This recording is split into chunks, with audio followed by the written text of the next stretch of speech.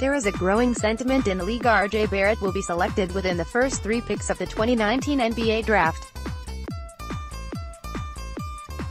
Reid Forgrave of CBS Sports had RJ Barrett going to the Cleveland Cavaliers with the 2nd overall pick during his mock draft last week. For a team like the Cavaliers, who's especially in need of a star, Barrett has star potential. However, one can argue that RJ shouldn't be a top 3 pick in the draft because he doesn't possess the right skill set to succeed with the teams at the top of the lottery. RJ has gained the reputation of being a player who thrives with the ball in his hands. More from Sir Charles in Charge. According to Chris Stone of Sporting News, RJ's best attribute is his ability to attack the basket and score around the rim. Barrett's most refined skill at this stage is his ability to attack and score around the basket. He excels as a straight-line threat thanks to lengthy strides that allow him to eat up space, but he can also change directions with a couple go-to moves. Once at the rim, he's a creative finisher who can readjust mid-air to avoid defenders.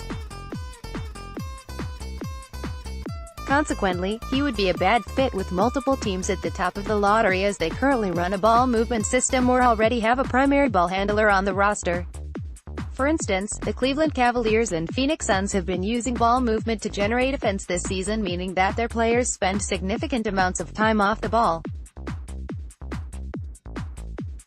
One example of the Suns' offense was midway through the first quarter of a road game against the Los Angeles Clippers when Tyler Johnson dribbled the ball to the three-point line.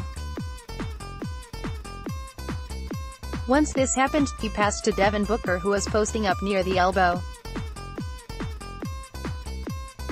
Booker proceeds to turn around and immediately pass the ball to DeAndre Ayton, who was posting up on the low block. Ayton decided to shoot a turnaround jumper to end that possession. Conversely, one example of the Cavs was early in the first quarter against the Los Angeles Lakers. Cedi Osman walked the basketball to the three-point line and passed it to Collin Sexton, who was standing between the elbow and wing. Sexton immediately gives the ball to Tristan Thompson, who is standing just above the free-throw line. Thompson proceeded to wait until Cedi came back towards the ball to start a dribble handoff sequence. Once Osman received the ball, he drove towards the basket and made a heavily contested shot. A similar situation is happening with the Chicago Bulls as they have their point guard Chris Dunn spending a significant amount of time off the ball as a spot-up shooter or bystander. A prime example of this is when Dunn would dribble the basketball up to the three-point line and pass the ball to a teammate to initiate the pick and roll. Once this happened, Chris would spend the rest of the possession standing behind the three-point line in the role of a spot-up shooter. On the other hand, the Atlanta Hawks have been thrilled to have rookie point guard Trae Young as their primary ball handler. Hawks general manager Travis Schlenk told CBS Sports last summer that he hadn't seen a point guard of Young's age manipulate the pick and roll like Trae had. "You just don't see kids his age who can run pick and roll so naturally.